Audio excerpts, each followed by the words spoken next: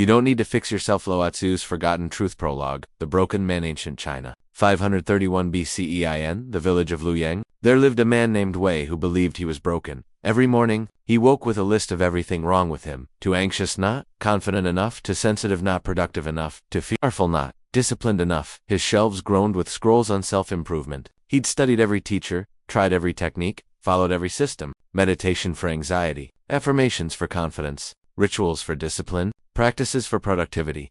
He'd been fixing himself for 7 years, and with each passing year, he felt more broken. One morning, after another failed attempt at his morning routine meditation, ruined by anxious thoughts, affirmations feeling hollow, discipline crumbling by noonway, sat on his floor and wept. "What is wrong with me?" he cried to the empty room. "Why can't I fix myself?" A voice from the doorway answered, "Perhaps because you were never broken."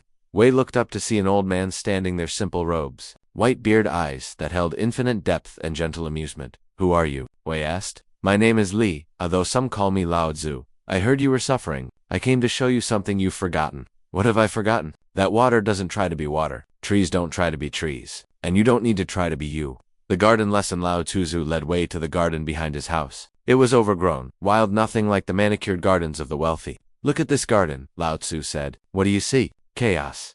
Disorder. It needs work. Fixing, does it? Look closer. What is actually happening here?" Wei looked. The plants were growing, some tall, some short, some flowering, some not. Vines climbed where they wished. Weeds grew among flowers. Everything was different, unique, itself. "The plants are just growing," Wei said slowly. "Yes. And are any of them trying to be better plants? Is the short flower anxious that it's not as tall as the tree? Is the vine ashamed it can't stand upright? Is the weed feeling broken because it's not a rose? No, but they're just plants. And you are just Wei, a human plant, growing according to your nature. But somewhere along the way, you decided your nature was wrong, that you needed fixing, and in trying to fix what isn't broken, you created suffering." Wei felt something stir: resistance, confusion, maybe hope. "But I have real problems. My anxiety, my tell me." "Oh," Lao Tzu interrupted gently. "Before you knew you were supposed to be calm, confident, and fearless, did your anxiety bother you? Or did it simply exist, like rain exists?" Wei paused. He remembered childhood. Yes, he'd been anxious even then, but he hadn't known it was wrong. It was just how he experienced the world, carefully, alertly, sensitively. It just was, Wei admitted. And then someone told you it shouldn't be, that you were broken, that you needed fixing, and you believed them, and the war with yourself began. The first truth: you are not a problem to solve. Lao Tzu sat on the garden wall, gesturing for Wei to join him. The Tao teaches us, nature is already perfect in its imperfection. You are nature. Therefore, you are already perfect in your imperfection. Your anxiety, it's your sensitivity to the world. Your lack of confidence, it's your humility and awareness of how much you don't know. Your fear, it's your intelligence, recognizing real dangers. These aren't flaws. They're features. They're how you're designed to interact with the world. But you've been taught to see them as problems, so you fight yourself. And fighting yourself is the suffering, not the traits themselves. "But some people aren't anxious," Wei protested. "Some people are naturally confident, fearless, and some flowers are red, some are yellow. Some trees grow tall, some grow wide. Do you think the wide tree suffers, wishing it were tall? Does the yellow flower battle itself to become red? No. Only humans do this. Only humans wage war against their own nature, and we call this war self-improvement." Wei felt tears coming. "So I should just accept my anxiety, my fear, never grow." "Ah," Lao Tzu smiled. "Now we arrive at the confusion. Listen carefully. There is a difference between natural growth and forced change. A tree grows, it becomes larger, stronger, more itself. But it never tries to become an eagle. It grows into its treeness more fully. You can grow into your Wei-ness more fully, but you cannot and should not try to become someone else's version of what a human should be." The marketplace of fixes. The next day, Lao Tzu took Wei to the marketplace. Everywhere, merchants sold solutions. Fix your confidence. Eliminate your fear. Become the best version of yourself. 10 steps to transform who you are. "Look at this," Lao Tzu said. "An entire economy built on convincing people they're broken. The more broken you feel, the more you buy. The more you buy, the more broken you feel. It's a circle that feeds on itself." Wei recognized himself in every promise. He'd bought so many scrolls, attended so many teachings, tried so many systems. "But surely some improvement is good," Wei asked. "Surely we should strive to be better." "Better at what?" "Being yourself? You're already the world's expert at being Wei. No one has more experience at it than you." Lao Tzu paused at a merchant selling confidence in a bottle. "Just drink and transform." The Tao teaches, the master arrives where she already is. You don't need to arrive at confidence, you need to arrive at yourself. And you're already there. You've always been there. You just forgot, because you were too busy trying to get somewhere else. The second truth, trying to fix yourself makes you more broken. They sat by the river, watching the water flow. Notice the water, Lao Tzu said. It doesn't try to flow better. It doesn't read scrolls on advanced flowing techniques. It doesn't wake up worried it's not flowing correctly. It just flows, according to its nature, responding to the terrain, naturally and effortlessly. Now imagine if water decided it was wrong to flow downhill. If it tried to fix itself, to improve itself, to flow uphill like it should, what would happen? It would stop flowing naturally. It would fight itself. Exactly. And this is what you do. You decide your natural way of being is wrong, so you fight it. Try to force yourself to be different. And in this fighting, you create suffering. The fighting is the problem, not what you're fighting against. Your anxiety isn't making you suffer. Your war against your anxiety is making you suffer. Your lack of confidence isn't the problem. Your belief that you should be confident is the problem. Wei's mind reeled. But then, what do I do? Just accept everything. Never change. Let me ask you, has fighting yourself for 7 years made you better or worse? Wei thought about it. 7 years of self-improvement had made him more anxious about not being calm enough, less confident, constantly aware of falling short, more fearful of failure at self-improvement, more broken, feeling like a project that won't complete. Worse, Wei admitted quietly. Much worse, yes, because you can't improve something by declaring war on it. The war of self-improvement is a war you can only lose, because you are both sides of the battle. The tree teaching Lao Tzu took Wei to an ancient oak tree in the forest. This tree is 500 years old, he said. In all that time, has it ever tried to be a better tree? No. Has it ever read scrolls on tree improvement? Attended workshops on optimal leaf production? Developed a morning routine to maximize root growth? Wei smiled despite himself. No. And yet, look at it. Magnificent. Perfect. Complete. It has simply been itself. Fully and without apology, for 5 centuries. This is Wei effortless action, non-forcing, being what you are without trying to be what you are. The tree doesn't try to tree. It trees water, doesn't try to water. It waters, and you don't need to try to weigh. You just need to stop preventing yourself from weighing. How do I stop preventing myself? By understanding the third truth, you are preventing yourself by trying to fix yourself. Every self-improvement practice you do is based on the belief, I am currently wrong, broken, insufficient. This belief is the prevention. This belief is the block. Not your anxiety, not your fear, the belief that these things are problems. The paradox of acceptance. They sat beneath the oak tree. Here is the great paradox. Lao Tzu said, the moment you truly accept yourself as you are, anxiety, fear, imperfection, all of it, that is the moment you become free to actually change. But the change is not the same as the forced self-improvement you've been attempting. It's natural growth. Like the tree. When you stop fighting your anxiety, it often decreases. Not because you tried to fix it, but because you stopped adding the suffering of resistance to it. Anxiety plus resistance to anxiety equals overwhelming suffering. Anxiety without resistance equals just a feeling, manageable, sometimes even useful. When you stop trying to force confidence, real confidence often emerges. Not the fake, performative confidence of affirmations, but the quiet confidence of someone at peace with who they are. This is the paradox. You become who you're trying to become by accepting who you already are. Wei shook his head in confusion. This doesn't make sense. If I accept my anxiety, won't it just get worse? Try it now, Lao Tzu suggested. What are you anxious about right now? I'm anxious that if I stop trying to fix myself, I'll just stay broken forever. Good, feel that anxiety. Where is it in your body? Wei paid attention. My chest tight, uncomfortable. Now, instead of trying to make it go away, instead of fighting it or fixing it, just let it be there. Say to it, hell. Just let it be there. Say to it, hello, anxiety. You're allowed to be here. Try it. Wei felt foolish, but he tried. Hello, anxiety. You're allowed to be here. Something shifted. The tightness didn't disappear, but it softened, became less overwhelming. Just a sensation, not a catastrophe. What happened? Lao Tzu asked. It's still there, but it's not consuming me anymore. It's just there. Yes, this is the power of acceptance. Not that the feeling disappears, but that your relationship to it transforms. You stop being in a war, and peace becomes possible. The mirror teaching Lao Tzu took Wei to a still pond. Mirror, smooth, look at your reflection, he instructed. Wei looked. He saw himself ordinary, imperfect, human. Now tell me, who is the better version of yourself you're trying to become? Wei thought about all his self-improvement goals. Someone who is calm, confident, fearless, productive, disciplined, successful. Have you met this person? No. But is this person you? Or is it a fantasy? An image? A ghost? Wei stared at his reflection. It's not real. It's an idea. Exactly. For 7 years you've been trying to become an idea, a fantasy, a person who doesn't exist. And in chasing this ghost, you've been at war with the person who does exist. The real way? Reflected in this pond. The fourth truth, the better version of yourself, is a lie designed to sell you solutions. There is no better version waiting somewhere in the future if you just try hard enough. There is only this version, right now, which is already complete, already enough, already whole, but I want to grow,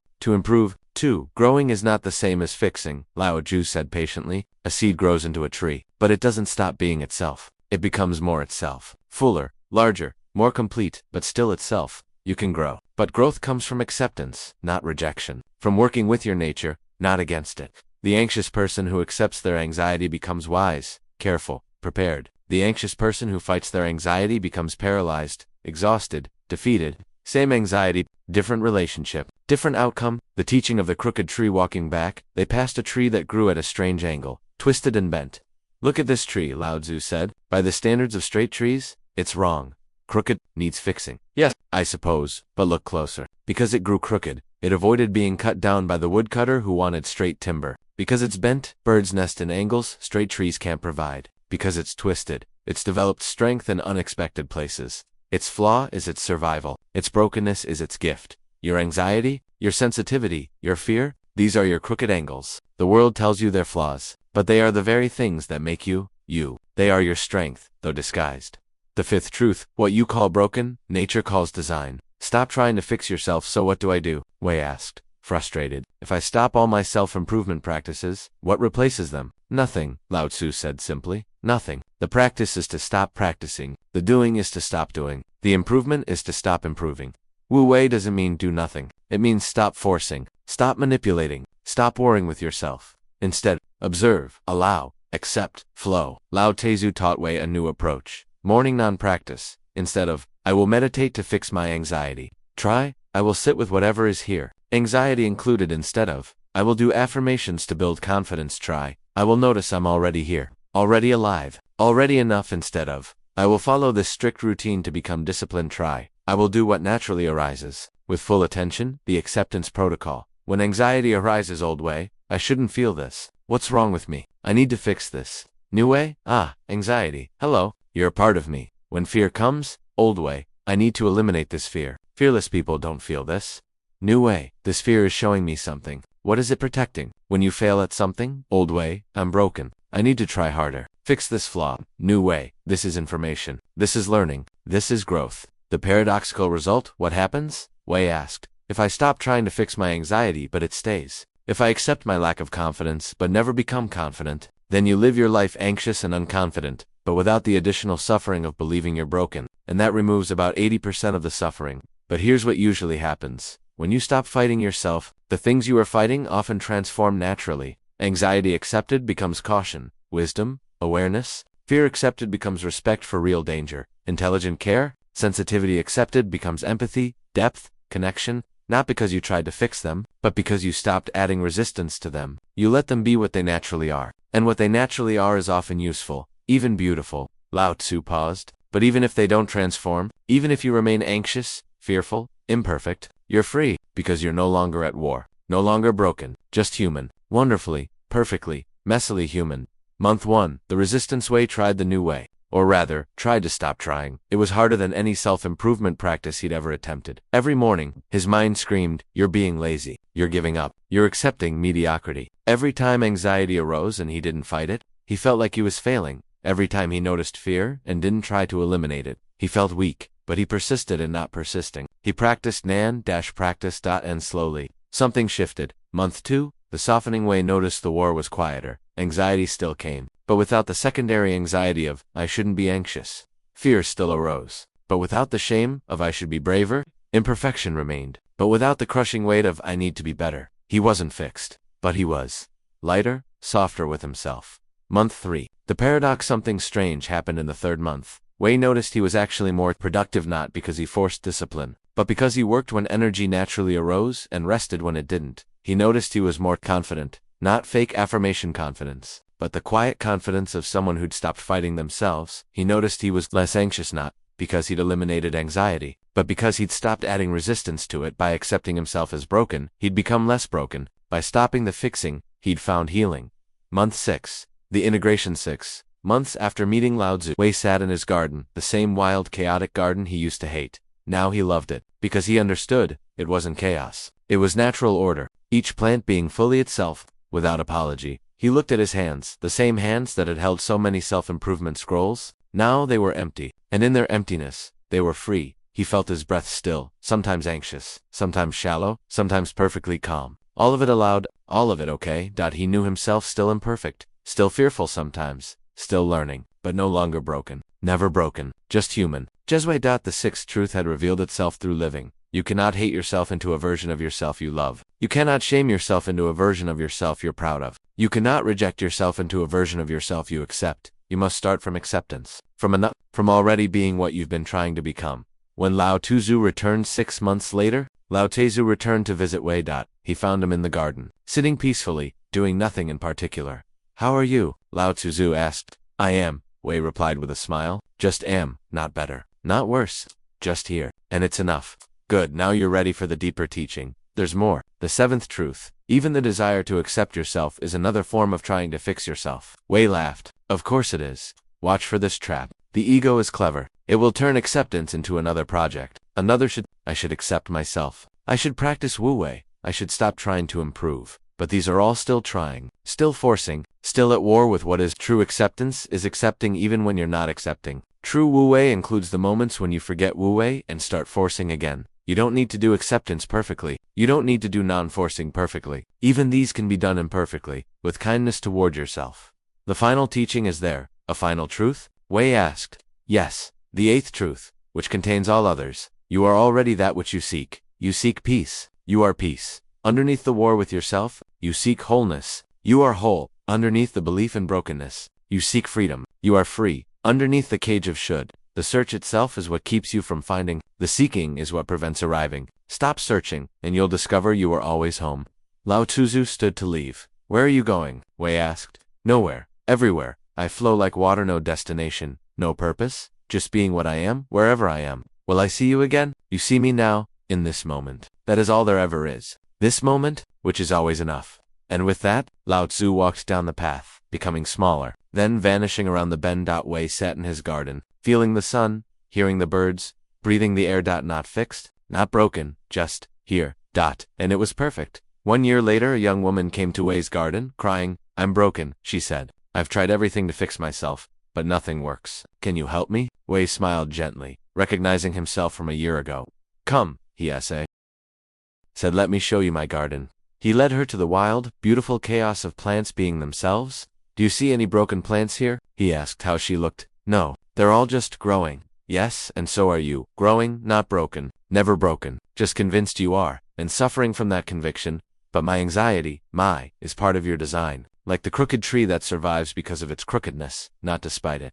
He shared with her what Lao Tzu had taught him, the 8 truths of already being enough. You are not a problem to solve. You are a person to be. Trying to fix yourself makes you more broken. The war is the wound. You become who you're trying to become by accepting who you already are. Paradox is the path. The better version of yourself is a lie. The real you is right here, right now, already whole. What you call broken, nature calls design. Your flaws are features. You cannot hate yourself into a version you love. Love is the starting point, not the destination. Even the desire to accept yourself can become self-improvement. Accept even your non-acceptance. You are already that which you seek. Stop searching and arrive where you already are.